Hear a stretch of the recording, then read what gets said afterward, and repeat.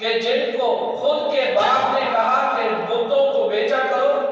سیدنا ابراہیم علیہ السلام بجائے بیچنے کے ان کو توڑ دیا کرتے تھے، اور سیدنا ابراہیم علیہ السلام کو خود کے باپ وہ کہتے ہیں لنرجمنک، میں تجھے رجم کر دوں گا اور تجھے گھر سے باہر نکال دوں گا۔ وقت آیا سیدنا ابراہیم علیہ السلام کو گھر سے باہر نکال دیا، قوم والوں نے قبیلے سے باہر نکال دیا،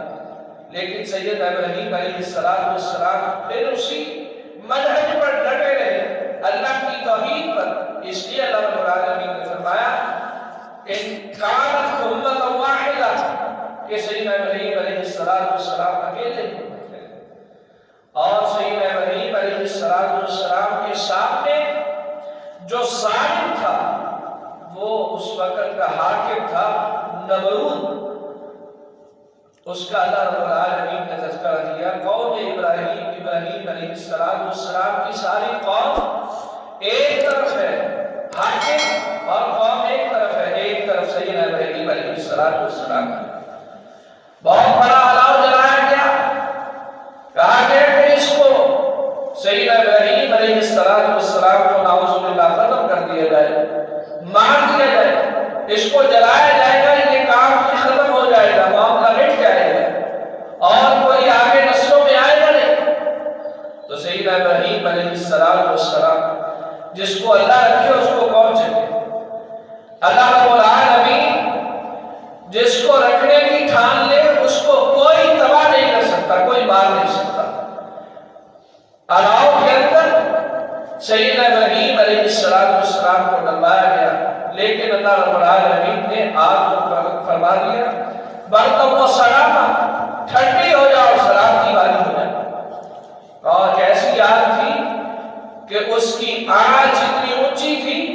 کہ اوپر سے پرندہ بھی گزرتا تھا، اس کی آتش کی وجہ سے جل کر راکھ ہو کے اس کے اندر گر جاتا تھا۔ اتنی بڑی آگ کے اندر سیدنا ابراہیم علیہ السلام کو ڈالا گیا، اور سامنے حاکم ہے، حاکم سے وہ جو اس وقت کہتا تھا انا ربکم الاعلی، ایک اور تھا انا ربکم الاعلی کا دعویٰ کرنے والا، اس کو بھی اللہ نے تباہ و برباد کر دیا۔ وہ بعد کے اندر آیا، پہلے یہ تھا جس نے کہا تھا کہ انا ربکم الاعلی، میں رب اعلی ہوں، تیرا تمہارا رب اعلی۔ تو سیدنا ابراہیم علیہ السلام نے چند سوال کیے، ان میں سے ایک سوال یہ تھا،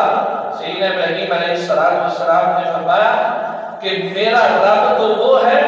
کہ جو سورج کو مشرق سے نکالتا ہے مغرب میں غروب کر دیتا ہے، مشرق سے نکال کر، اگر تو رب ہے تو پھر مجھے مغرب سے سورج کو طلوع کر کے دکھا۔ اس لیے